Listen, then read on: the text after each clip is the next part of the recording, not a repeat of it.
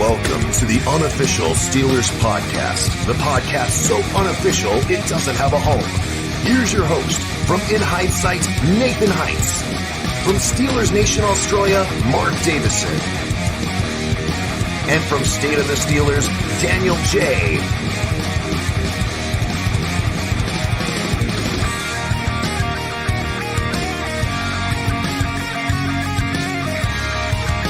Here we go.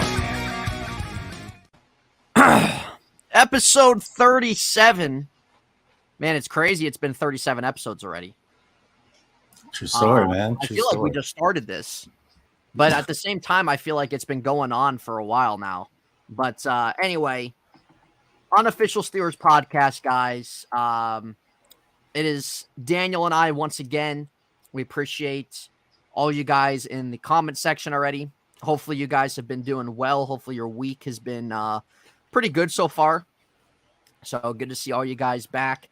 Really what we're going to be talking about is really the free agency period all around for the Steelers. We're not going to go signing after signing. We kind of did that before. But right. Steelers did lose Terrell Edmunds. And they could possibly sign Bud Dupree back. And we're going to just kind of talk about the state of the team. Like, do we like it better than where it was going into last year? Do we think, how much better do we think they got? You guys can let us know as well in the comment section as we kind of go through everything. Omar Khan talked a little bit today. We'll kind of talk about some of his comments as well.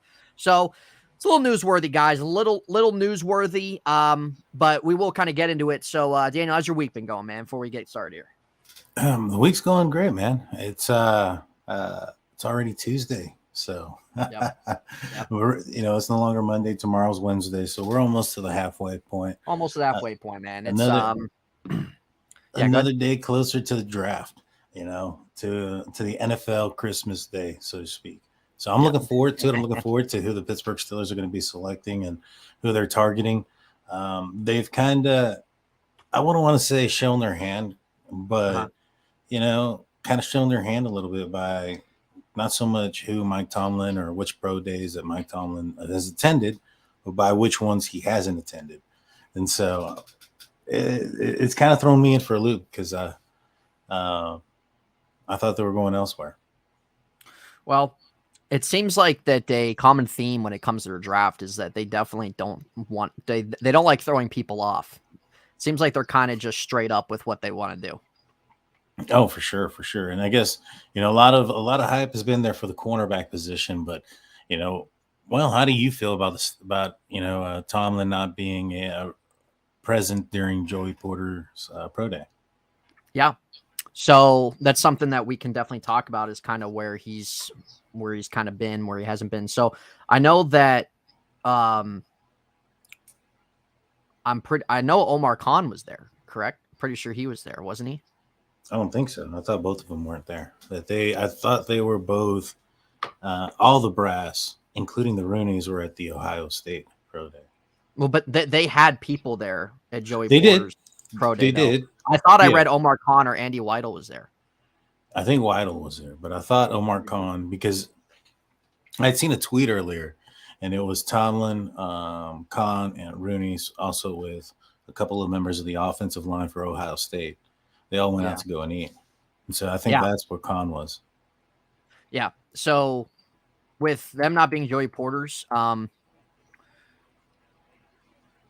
don't think it necessarily rules out that they're not interested or that he's a guy that they're looking at. We know the history when it comes to where Mike Tomlin's at and everything like that. But still, even though they still had people there, it really looks like that Tomlin wants one of these tackles. He wants one of these big dudes. Yeah. And I think that they're definitely going to take one, either with the 17th or the 32nd pick, because it really depends who's there. But with it being Joey Porter, I think that corner still isn't ruled out at all, whether it's him or someone else, because Tomlin did talk about that. He talked with Patrick Peterson about not just playing corner only, but playing a little bit of safety, moving them in a couple different spots. So I still think, even with that being said, I still think it's possible that they still take one of these corners at 17, even if it's not Joey Porter. You see, I look at it at that differently.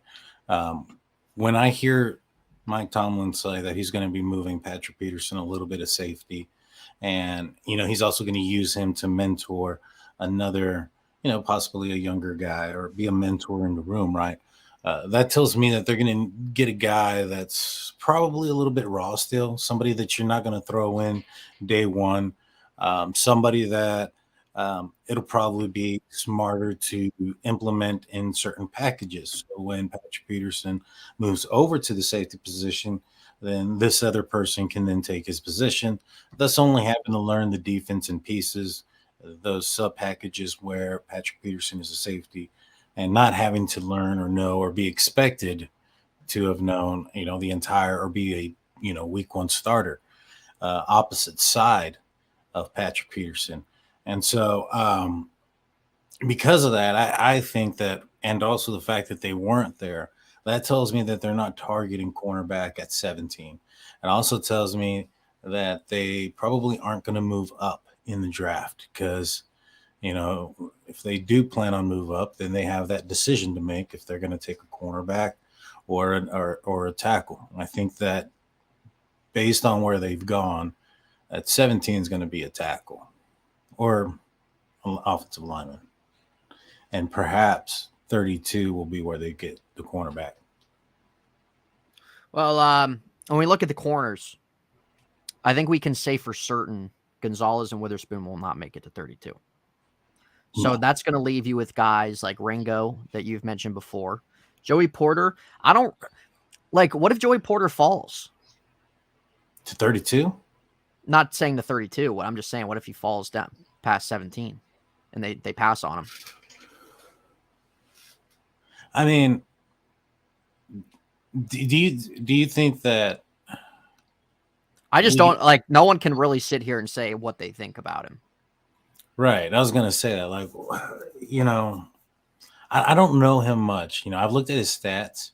I'm not a college guy, so I looked at stats. I've looked at some plays and highlights, and I've looked at some certain things versus, and he looks solid, but there's a lack of splash, and the Steelers just got rid of Terrell Edmonds because there's a lack of splash, and by splash I mean turning over the ball. He only had one interception his entire collegiate career, and so I think that maybe perhaps he's not what the Steelers are looking for, even though all the other boxes, he check marks all the other ones. Comes to the bloodline, things like that, and them not showing up could be also another indication that he's just not the kind of guy that they might want.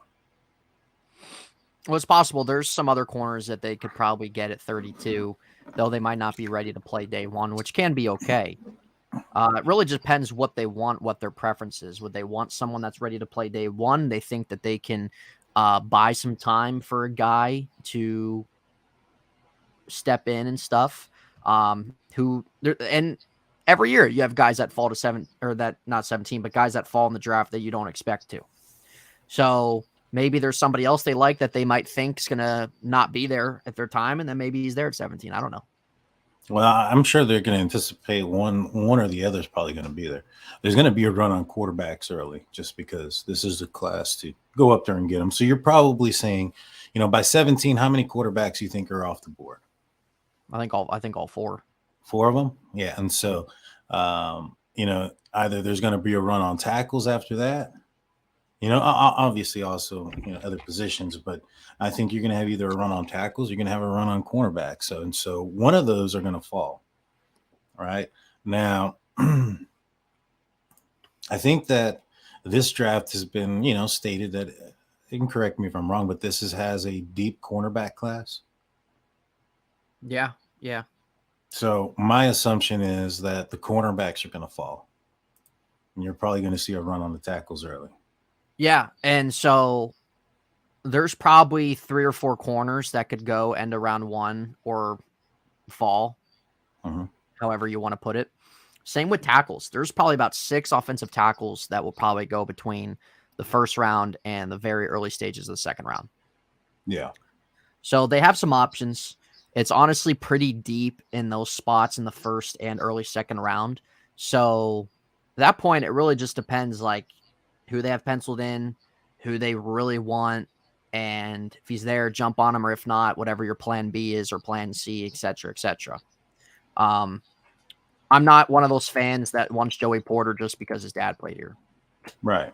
Yeah, like and I don't care he went to Penn State or anything like that. Don't care. Like if they like him, okay, great. He's shown some talent. He's shown good things where he can be a guy to play early on. Sure, he hasn't shown the splash type plays or all the interceptions, but the thing is, he's really physical. He's really good with his hands. He's really good on press coverage, things of that nature too. So it really kind of depends what they want. But the Terrell Edmunds thing as well might also point into a different direction with that. So right. Terrell Edmunds, are you surprised that he left? I am, more so because of the cost, right? I mean, he signed another 2-year deal, $2 million. I think it's upward to 2.8 if he plays the entire. Is that less than what he got last year from the Steelers? It's exactly the same. It's the same thing. $2 million, yeah. And so, for what you have to go out and pay to replace him, when you look at the safeties that are available out there, you're going to pay $2 million or more for them. And I don't think that there's a safety out there that is necessarily better than Terrell Edmunds or what he brought. Plus, the experience, the time that he had in with the offense, things like that, right? And, I don't think the Steelers are going to go first round safety to try to replace him. But if they did, that player would cost more than what Terrell Edmunds what he ended up signing for. And so I was surprised at the number. Thinking about it, though, I think that meant that the Steelers probably matched the Eagles. And I think, in my opinion, that's just my theory. I think Edmunds figured that as long as he's staying in Pittsburgh, playing next to Minka, getting these 1-year deals, he's not going to get offered anything else somewhere else. And so that maybe he's probably thinking if he goes somewhere else and takes that $2 million, maybe his effort or worth could be shown throughout that team and he'd get a more lucrative deal afterwards versus staying in Pittsburgh. Yeah. Yeah. And Omar Khan did say they did offer him a deal, but he moved on. Yeah. Yeah. I'm pretty sure it was the same. They probably matched it. And he thought it would probably be his better option to go somewhere else. Oh, maybe probably. And probably figured too, like, hey, if I'm like what you said, if I decide to take this 1-year deal again, like what's it going to change for future opportunity? Like it's probably going to be the same thing over and over and over and stuff like that. So I was definitely surprised he didn't come back. I think a lot of people expected him to. I don't view Terrell Edmunds as like a make or break loss necessarily. I think that we all know he's a little bit of a late bloomer. Last year he did have some issues and stuff like that, but he was still he was still an important part of their secondary though. Him and Minka played really well together. They offset each other well. So I don't really quite know what their ultimate plan is right now with that, aside from what Tomlin said about moving Peterson a little bit in the safety spot. They still could possibly sign somebody and bring somebody in as well to strengthen that room. But if they move Peters into the safety spot, he's more of a deep safety guy. Yeah. I don't think you're going to want to use him as the box safety. Well, no, they definitely would not. No, they definitely wouldn't. Right. And so that's Minka's position. So it's still not filling in. I mean, even KZ's a much smaller guy. I think he's like 2 inches shorter than Terrell Edmunds and about 40 pounds lighter. And so that's a big difference of a person, in the box there or moving on up. And so, and plus prior to, last season with the Steelers, when what he was doing in preseason, when he hurt his arm, he wasn't really known as a physical guy. He was also that deep back safety type of guy. Yeah. So, yeah, that's what I don't want to see. I don't want to see them play Kazi out of position. just to put him in a need situation. Is there a guy on the team now that you think would fit in position as what Edmonds did? So No, they have to go out and get somebody. Yeah, they would have to. Like, I know people talked about the Taylor Rapp guy, but he went to Buffalo. Mm-hmm. There's still a few names out there that they could bring in. It really depends what they want to fit. Or there are when they're at Penn State Pro Day, their one safety, Jair Brown, he's a guy as well that they were doing his workout with and stuff like that also. So he could even be a guy, maybe they look in the second early, not the middle part of the draft, but still even after the first round, maybe there might be somebody there that they might like and might try to put in that spot as well. So I don't know. I don't really quite know what their plan is, man, but really, I think how I'll put it is they're not just going to leave that go. Right. There's ultimately a plan there. And this is Steelers here. This isn't an organization that just ignores if there's something that really has got to be done, like that they'll do something about that. So, and the safety out of Alabama, Brian Branch, like just because he's listed as a safety doesn't necessarily mean that he's going to fit what the Steelers want to do. He's a guy that can be utility and you can move around, stuff like that, but he's not that big of a dude either. Yeah. And then the one thing that I don't want to see is, granted, I enjoyed seeing Minkah Fitzpatrick step up to that level, go make the tackles that he made last year, show up, in the time that he needs to show up. But at the end of the day, I don't want to see him doing that. You know what I'm saying? He doesn't need to be that guy being in the box trying to make tackles and putting himself in harm's way. He needs to be the guy back there intercepting the ball. Oh, absolutely. Oh, absolutely. What's up, Mark? How you doing, man? Yeah, Mark, what's up, man? Appreciate you tuning in. Steeler Girl, hello. Everybody in the chat, we appreciate that. Claudia, who are you talking about being the next Sauce Gardner? Who are you talking about on that one? Yeah, they'll figure it out. Like, I'm not worried about it. Again, Terrell Edmonds isn't a make or break loss to the defense. I think a lot of people want him back. I would have liked to seen him be back as well, but he's not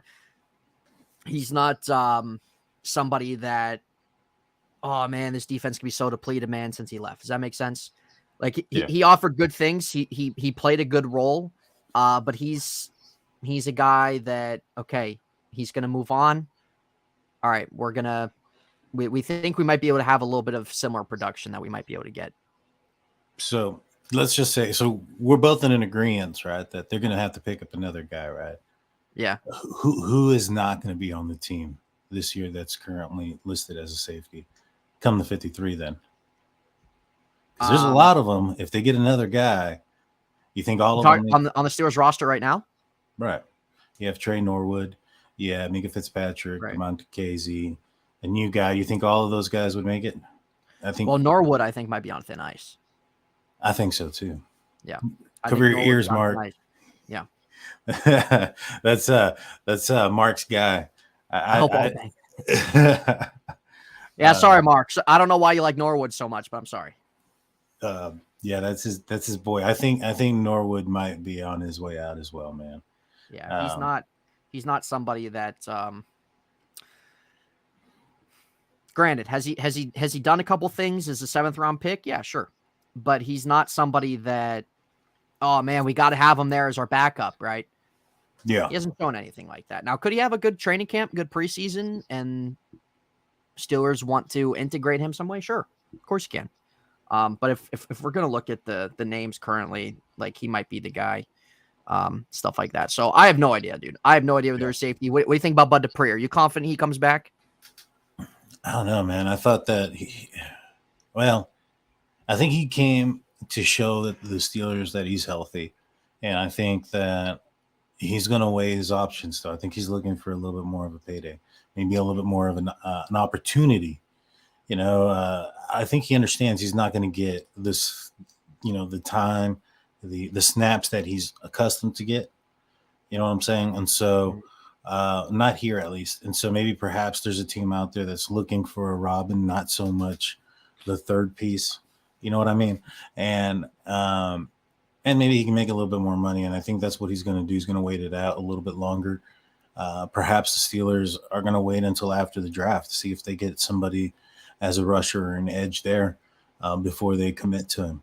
But I think that at the end of the day, based on what he's shown in prior tape from Tennessee, I think the Steelers are going to have an opportunity to sign him. I think it's all going to depend also if he ended up passing that physical or that workout that they want him to do.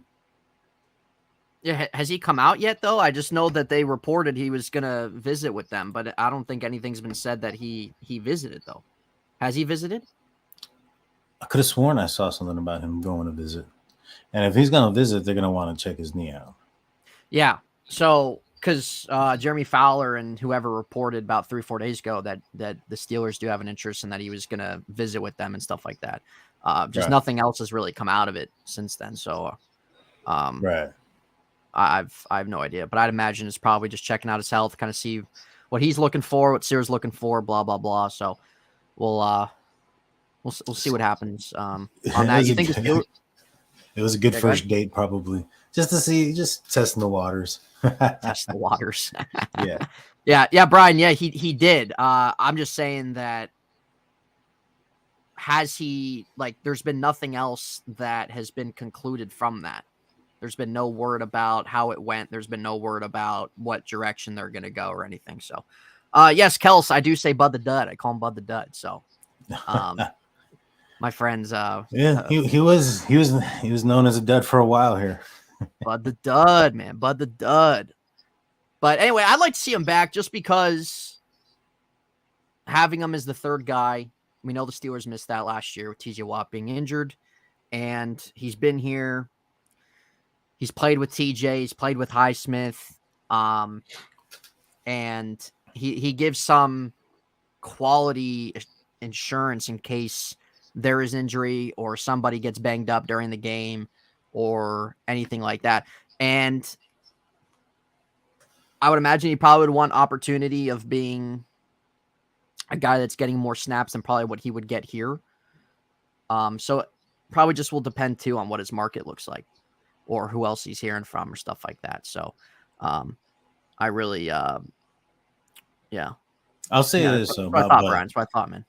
About Bud, Ramon Foster said that he lives out there in Tennessee. He's covered, the Titans and the Balls and stuff. And he said that Bud was back, that he was healthy. He said that some of the issues that he had out there with the Titans was that the coach there, Variable, didn't really let him heal at certain points or certain parts. And so I don't know what you take that as you will. I don't know exactly what he meant by that. But, he said that he didn't give him an opportunity to get, to his healthiest. Right. And so he kind of put a lot of the blame of the production on the medical staff there in Tennessee, but that since then he's been able to recover and that he's back to being Bud Dupree and that he's the guy that basically we remember. And hopefully we can get that guy.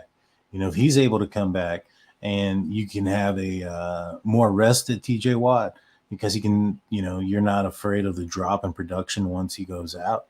You can end up, yeah. I don't want to say managing his snaps, but managing his snaps that way we don't get into a situation where he's overworked and then becomes injured, like he did last season. And so I'm excited. I hope he's healthy and I hope it ends up working out and I hope he is back to who he was pre-injury. But I mean, ACL is so unpredictable. It is. It's tough. It is. Some guys bounce back. Some guys just can't. No, I'm pretty sure they got rid of Jameer Jones, didn't they? I think they brought him back. Did they sign him to a freaking thing? I thought that he. I didn't think he was under contract. Jameer Jones. Let's find out. Well, anyway, Mark, he'd probably get cut anyway. So 48 would be available. Yeah. It says he's on the Steelers. Maybe they give him. Maybe they gave him one of those freaking tender things or whatever the heck you or call a them. futures contract. Yeah, one of those things. Yeah, I think they gave him a futures contract. Yeah, I don't know, but Bud Dupree. Okay, yeah. So Jones still, but Bud Dupree. Bud Dupree would be cool.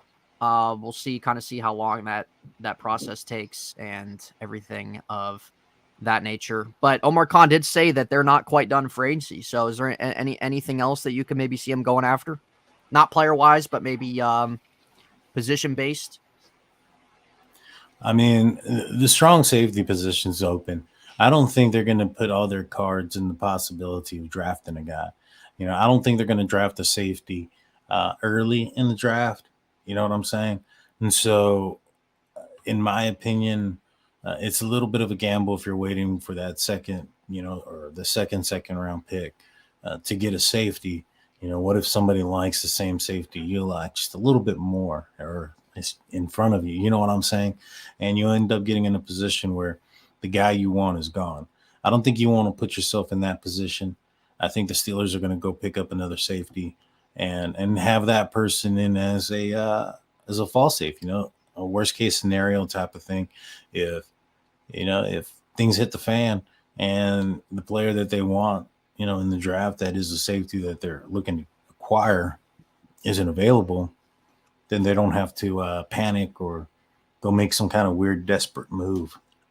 Right. Yeah, I think that'd be the right move too. I think I'm not going to sit here and pull up the list and go through everybody that I think would fit or anything. It really kind of depends on what they're thinking. But I definitely see some kind of safety being added to the group. If there's somebody as well somewhere in the middle of the draft that they like, then you could also pull that if you want to do that. You think that their defense will be primed to being the defense that they probably ideally wanted last year? That's going to depend on the middle linebackers. I think they're going to be a little bit, they're I would hope they're going to be a step up from what the Steelers have had in the last two previous years. We got to see. I mean, we got to see if they fit in. The Steelers have just been throwing, a mixture of guys in left and right. You've had, Joe Schobert, you've had Miles Jack, you now have Holcomb and Roberts and Bush. And so these guys have all just kind of been thrown in there to see what works. And outside of Devin Bush, because of the investment that they put into him, everybody's been just kind of a one and done, right? And so I think that's going to be the biggest question mark for the Steelers defense. If those two guys can step it up, and if the Steelers get a guy in the draft that they can develop into a future stud, then I think that they potentially got something. But it's going to definitely depend up in the middle. That was the Achilles heel, along with the health on the front, that kind of did the Steelers in last season. And so we'll see how the season goes with that. But if they can get that going, that position going right, I think this defense will be on track for where they want to go. Yeah, I can agree with that. Inside linebacker, we know, has been a catalyst of this team the last X amount of years. So I think that they did upgrade it from what it was last year. It was needed and stuff like that. But we all can't really sit here and say how Holcomb or Roberts is really ultimately going to do. We have to really wait and see how that is. But I will say I'm at least confident in there being some kind of better play from what we were getting. Oh yeah, for sure. And real quick, I have a question for you. So Mark earlier said Bud can wear 0. The NFL came out saying that they're going to allow players to wear 0. Do you see a player wearing 0 this year? For the Steelers? Yeah. Oh man. I could see it being like somebody that they like draft like in like the middle, like if they draft like a corner in the middle draft, middle round of the draft or something like that. Yeah. I could maybe see that, but I don't know what their fascination is with this number 1 thing. I wish Pickens got number 1. I wanted Pickens to get number 1 also. That would have been sick. So you're thinking a cornerback is the number 0 that's going to fit the number? Yeah. Now I'm not saying like if they draft like Joey Porter or somebody in the first round that they're going to be number 0, but I could just seeing it being like somebody that they draft like in the middle of the draft and he wants number 0 and they give it to him. See, I was thinking, is 0 a receiver's number? Is it a lineman's number? Is it a I know on the defense anybody can pretty much wear it now. Well, I could see like 0 fitting a corner. I could see 0 fitting a safety. I could see 0 fitting maybe an edge because we see some single numbers with edge rushers. Right. And a wide receiver. I think about that. I think if it's on anybody else, maybe a running back, maybe, but like I feel like it'd feel weird if it was somewhere else. What about a quarterback? Quarterback would look weird, man. Quarterback 0. Hey, Number but 0. But you know what? Like if you pulled it off, if you were a good quarterback and you pulled off 0, you would be the first. Yeah. You know what I mean? You would. and I think that would hold a little bit of weight. I'm excited to see who ends up pulling it off. But yeah, I think you're right. Maybe a cornerback would look pretty nice in the number 0. Yeah. No, that it would be. I feel like sometimes Steelers are hesitant to give out single digit numbers. I don't know why. I know Melvin Ingram was number 8 when he was here. Yeah, and that looked weird. Yeah, it did kind of look a little weird. I don't know. Mark asks, and as I did write in the chat to the people in the comment section, if you guys have any questions, lay them in. We will go through them all and stuff like that. We love to hear questions from you, your guys' input. Will the Steelers open the season at home this year? It's been 6 years since they did. I believe so. I think that the Pirates, they usually play at home somewhere around the same time, and this year they're slated for an away game in the first Sunday or second Sunday in September, or something like that. And so when it's expected for the season to start, and so I think they're actually going to finally get a home game. Are you going to be attending that home? Have you ever attended a season opener game? I did in 2021 when they played the Raiders. How hot was that game? Oh, dude, it was freaking scorching, man. I had a freaking black jersey on, everything. It sucked. And the worst thing is that this is exactly why I will not park by the stadium anymore. I will not. I will walk because, dude, I missed the freaking like half of the first quarter because of freaking parking. It was absolutely insanity, dude, when it came to parking places, public parking, anything like that. It was absolutely ridiculous. So, and they lost that game. Oh man, yeah, that's even worse. So I know a parking spot, man. I'll give you a hint at this one spot. Please, that's always please open. do, because I'm usually go to a couple every year. So there's definitely a couple I'll go to this year. Now, if it's the home opener, maybe it kind of depends on ticket prices too, because sometimes they'll vary, blah blah blah. But right. But yeah, we'll see who they open against. But it would be nice if they finally got one the first week. Holy cow!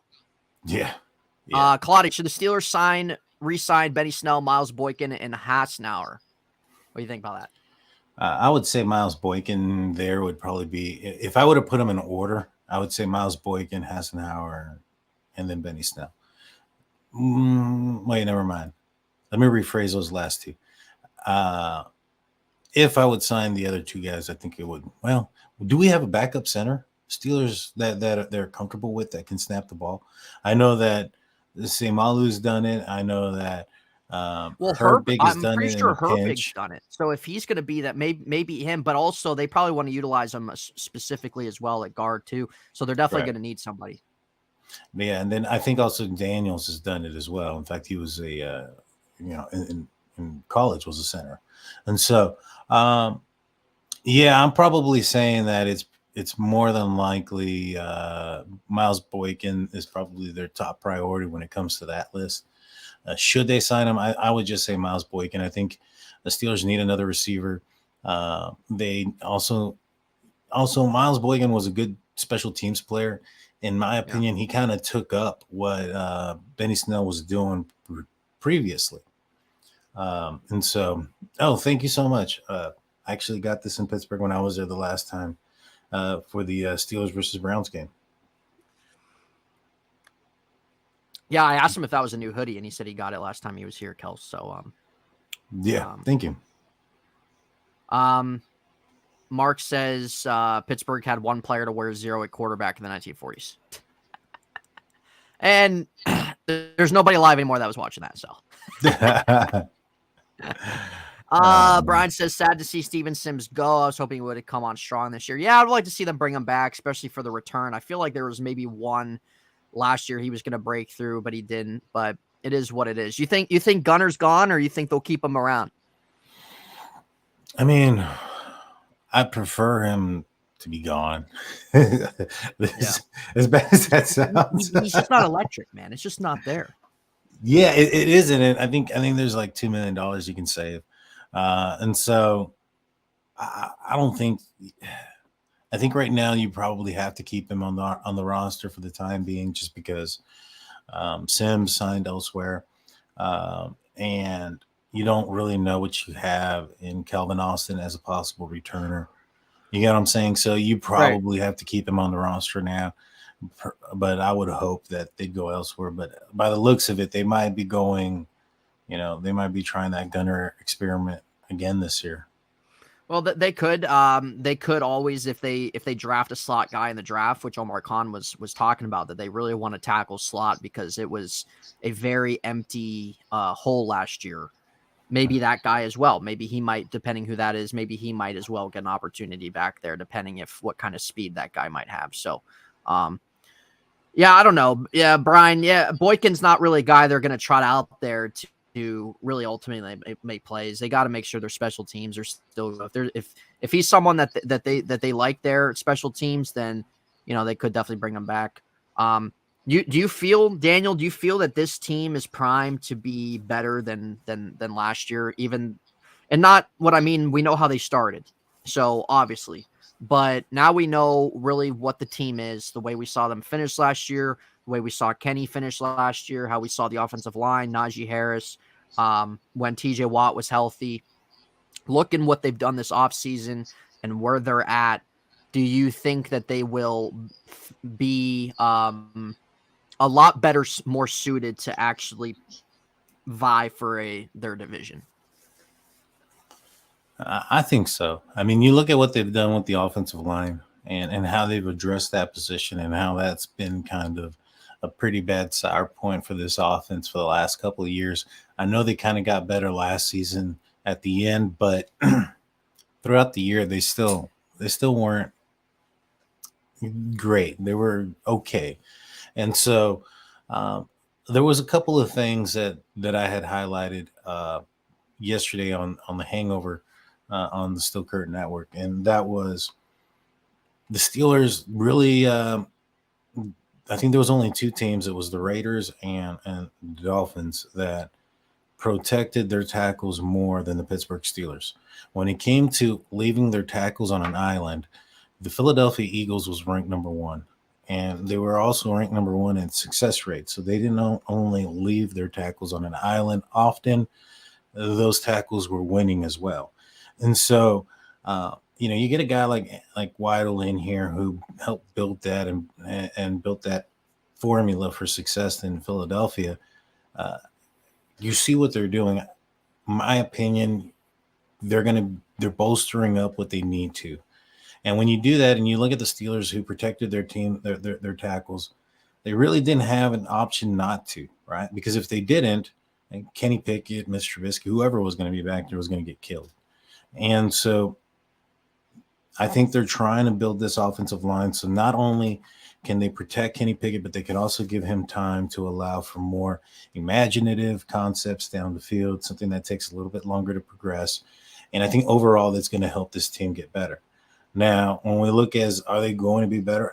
Hell yeah. As far as last season to this season, the main position of importance is the quarterback. Kenny Pickett didn't have the offseason to gel with the receivers last year. Going into training camp, he was a quarterback number 3, so he didn't get the reps. He even said it himself. He didn't have that relationship with Matt Canada until he became a starter. And so they didn't get an opportunity to learn from each other until they were going up against Buffalo, which is a nightmare of a matchup. And so, with all that put together and you look at, all right, Pickett's already working with the wide receivers. He's already building that chemistry at this point. He's working. He's calling his offensive lineman. He knows his game plan. He's in his books. He doesn't have to worry about getting prepared for the combine, for the draft, for interviews, all those things that he was doing last season at this time. And so just that alone, going into this season, the preparedness or the readiness of the quarterback position is just going to be that much higher. And then you put in training camp and preseason and all that other time. I think by the time that the season starts, I think it's just going to be extension of what they were able to do last season, finishing 7-2, and they'll continue to go in that direction and that upward trajectory as long as everybody maintains health. That's going to be obviously and always the main question. And so, you look at the middle linebacker position and the defensive side, I think that's been improved. You're also looking at the front line as getting healthy again. Last season, because of how poor the offense played, that put the defense out there on the field for majority of games and led to fatigue and injury, especially with TJ Watt, Cam Hayward, etc. Many of the guys up front were injured. And that exposed the middle linebackers worse than what they were already. And so those two things coming back together, a healthier upfront defensive line and middle linebackers that are a little bit more physical, that also are complementary with an offense that can maintain possession and give them a break. I really do think that the Steelers are going to be in a position to make a push or have a better opportunity to make a push this year than they were going in last year, realistically, when we look at things and where they were and who they had as far as personnel and offensive line, new quarterbacks coming off of Ben Roethlisberger's Hall of Fame career, et cetera, et cetera. And so rookies in key positions, that's not the case anymore. And so I think the arrow can only be pointing in the upward position or direction. Yeah, I agree with you. If you look at how they finished the year after their bye week, that's how you want to finish. Even if they didn't, even though they missed the playoffs by a game or whatever it was, the way that multiple different areas of the team, them as a whole, that has to not just encourage you, but as an organization, where you're at, rather than last year. As I said, it's hard to, as fans, it's hard to kind of think about how we think of the team because there's a lot of newness there. And we had to really wait and see how everything played out. Now we see how the end of the season finished. That's definitely what you want. That's definitely encouraging in terms of how Kenny played, how the running game went, and how Najee got things going. The offensive line got better. The defense got better.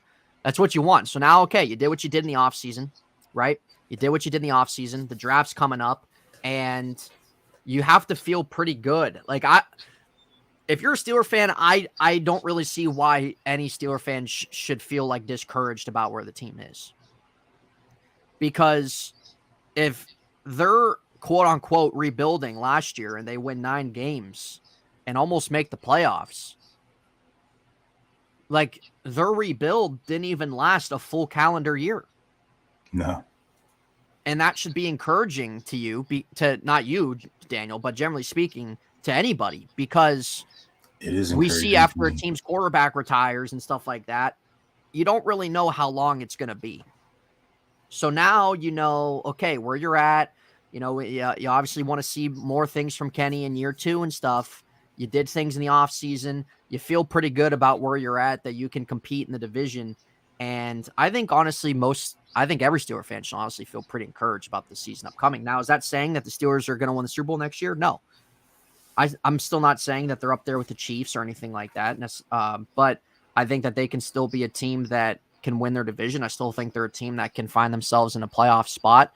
And they're going in the right direction where they need to go. I mean, the Bengals, they've lost some pieces on their defense. Baltimore is probably going to be without Lamar Jackson, right? And so, and the Browns, good riddance. The Browns are the Browns. I mean, there's not more. Dude, I am not worried about the Browns. Absolutely not. Brown fans can talk all they want about, oh, dude, we brought in Elijah Moore. Cool. Who cares? Right? Browns can talk all they want. They brought in Juan Thornhill. Cool. Who cares? Okay, you're the Browns at the end of the day. I don't understand. Nobody should have any faith in them until they actually do something. Yeah, exactly. And so Deshaun Watson was terrible. Deshaun Watson was never an elite quarterback to begin with. I never thought he was either. No. So he's a B+ quarterback. And is that a bad thing? No, it's not. But he's not like when he was with the Texans, right? There were a couple seasons where you could probably say, okay, like he was probably a top 10 quarterback statistically. There were a couple years that weren't really all that great. And then his debacle and situation doesn't play for 2 years. And then last year he wasn't really impressive at all.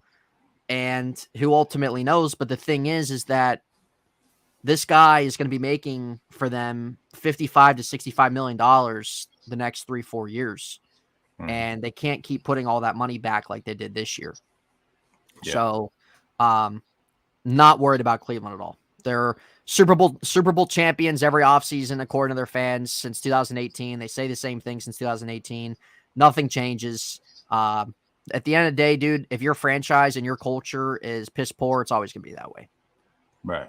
So, yeah, not worried about them. With the Bengals, they did lose their starting safeties. They did draft Dax Hill last year, who's going to step up. They'll probably bring someone else in. They signed Orlando Brown, which, all right, it's fine. I don't think he's like this necessarily game-changing left tackle necessarily. I think he's pretty good, but I don't think he's up there with some of the other guys. But, Cincinnati, what they were building to for all those years is finally here, and you still got to give them credit. Don't know what they're going to do with some other money stuff, but they'll probably do their thing. The Ravens haven't done a single thing all offseason, and Lamar's probably going to go. So not worried about them at all. And who knows what direction they're going to ultimately go, what their future holds. So if you're a Steeler fan, first of all, look in division, number one, but number two, what the Steelers done this offseason and where they're as a team, what they did last year, you should feel pretty good about that. One, they're going the right direction in the sense of contending. But number two, should feel pretty good at least about them winning more than 10 games this year. Oh, yeah. I think they definitely will. I think they're going to be pushing.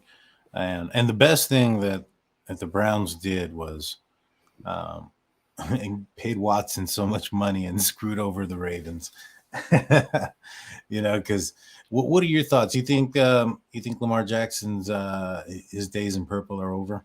Oh yeah, dude, they absolutely are. I was kind of I kind of felt that way anyway about Lamar. Like, I didn't think that he was going to ultimately go back.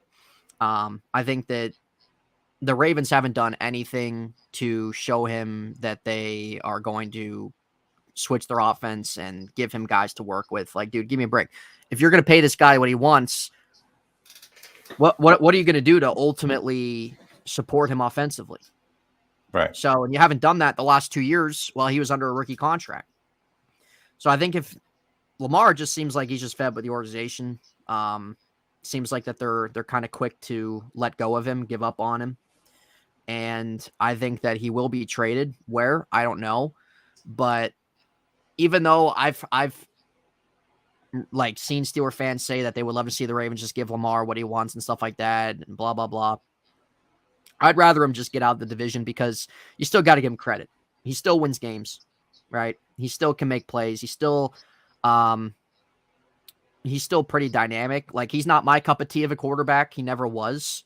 And my main concern is, like, if you're a team that's going to give him a long-term deal, like, how much longer can he go with the usage of his legs at this level that he uses them? Because once he starts hitting his early 30s, like, dude, you're not going to be able to be running like that.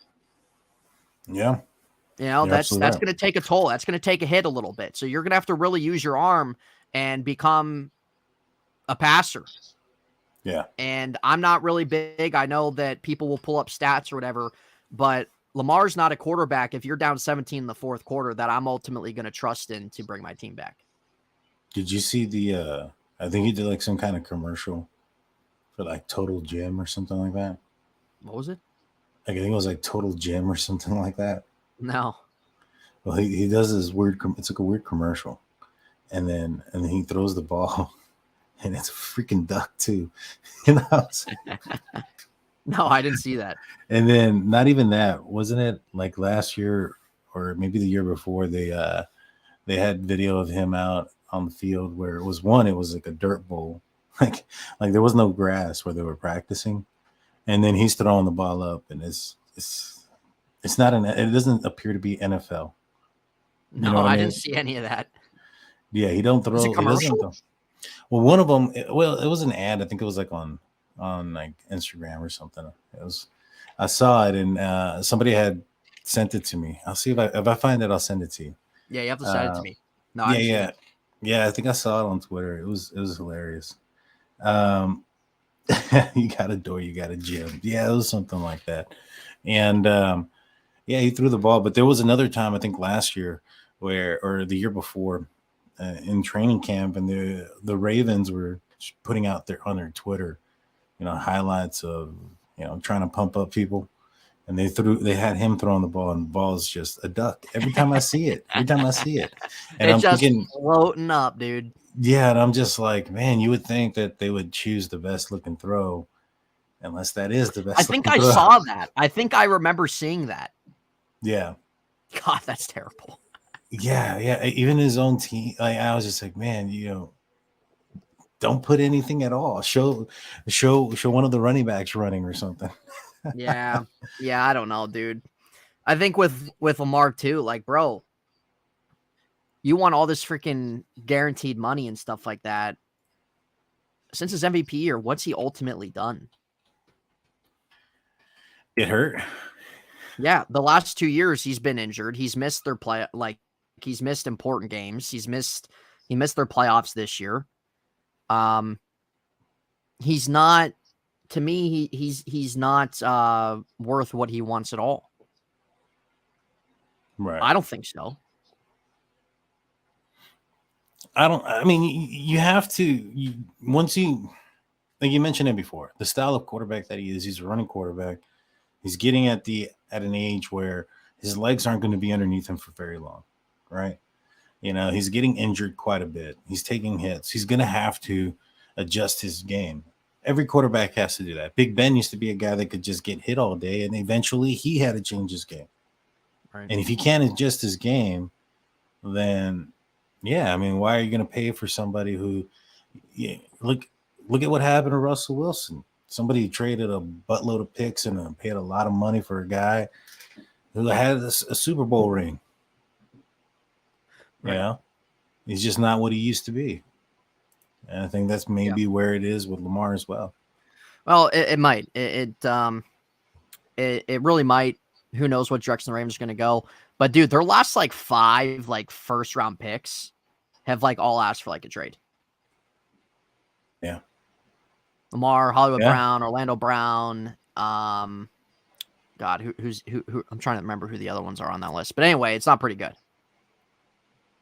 No, it ain't. I mean, and even that, like the Marquise Brown pick, I thought that was a big of a stretch. I'm surprised they got what they got when they traded him to the Cardinals too. Yeah. Yeah. Their wide receiver core is just awful. They haven't done a single thing all offseason at all. No. So not worried about them, but I think all fans should be excited about the Steelers coming up. The Steelers were a team last year. No one really knew what they were going to be. There was a lot of question. And then we started to see where they were, and then we see how they finished, and that's what you want. And so now the organization, us as fans, we can sit there and see where they're at. We saw what they did this offseason. I'm excited about their future, number one, but I'm excited to see really how they're going to go from last year to this year in the sense of them, like, as the season goes on, the first half of the season compared to what they did last year. I don't think we'll see that again, thankfully.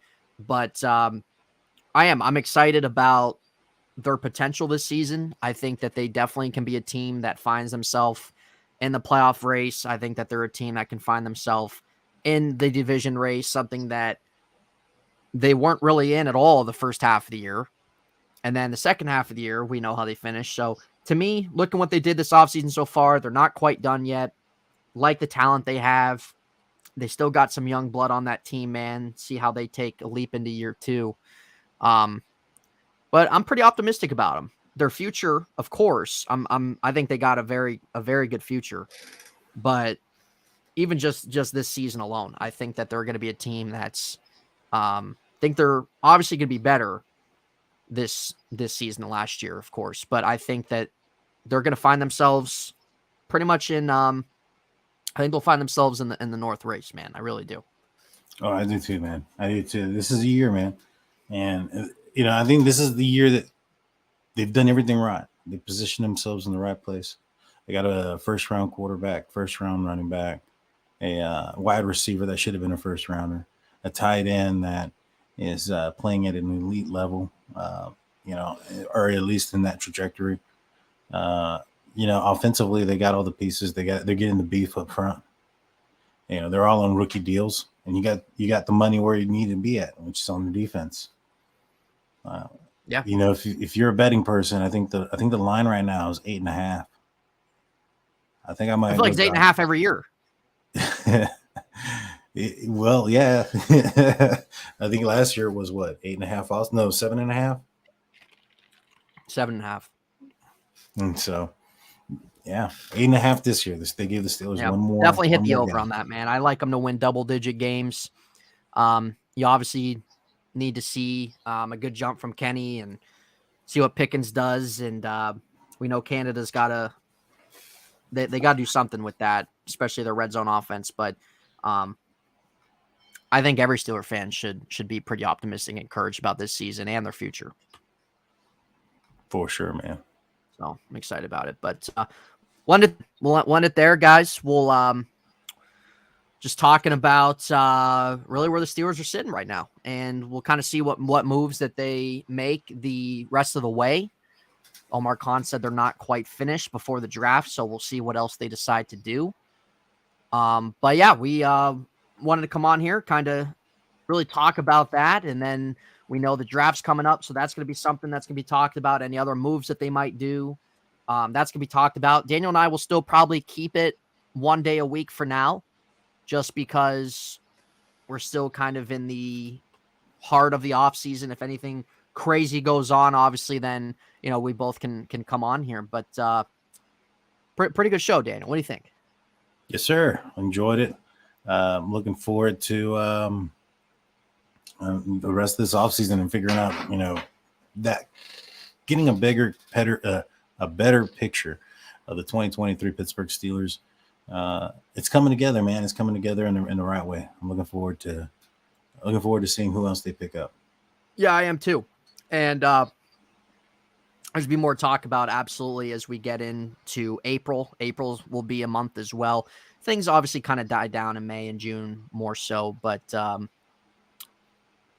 we're just going to kind of see what they decide to do. And Brian says, I was hoping the Steelers would bring in Leftwich as an assistant OC, then release Canada and Leftwich could step in.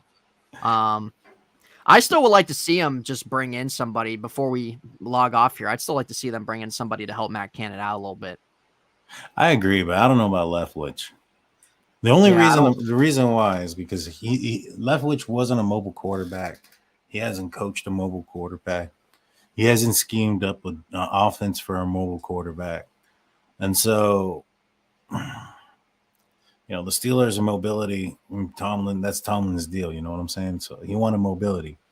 I don't think he's going to go to, an offensive mind that's been developed for your traditional drop back quarterback. That's a fair point. Yeah, no, it's a fair point. And they still could add somebody to come in if they want to do that. Not really quite sure if they're going to, but they still could add if they want to. But yeah, all you guys in the chat, we appreciate your questions, your thoughts out there, guys, interacting with us. So it's always good to see you guys in the chat. Daniel and I will plan to be back next Tuesday. We'll see if the Steelers decide to do anything in between then. But baseball starts Thursday, and I'm not really looking forward to it. Yeah, so can't wait until May and June is all that's going on, and it's just the Pirates, so I can't wait for that. Yep. But we'll see. Hopefully the Pirates get this deal done with Brian Reynolds. Needs to freaking be done. I don't know. It might be a turn of the page, turn of the chapter if they actually do that. Freaking spend some money. But yeah. So I don't know. Penguins. We'll see what happens with them. Not really sure at all. But yeah. I feel like September just can't come here soon enough. No, it can't, dude. It can't. Looking forward to it, though. Yeah, so. But anyway, guys, all you guys in the chat, Again, we appreciate your support. We appreciate you guys being here. And we will plan to see you on Tuesday, guys. So enjoy your week. And thank you again for tuning in to episode 37, the Unofficial Steelers Podcast, guys. We will see you later on. Welcome to the Unofficial Steelers Podcast, the podcast so unofficial it doesn't have a home. Here's your host, from In Hindsight, Nathan Heights. From Steelers Nation Australia, Mark Davison. And from State of the Steelers, Daniel J.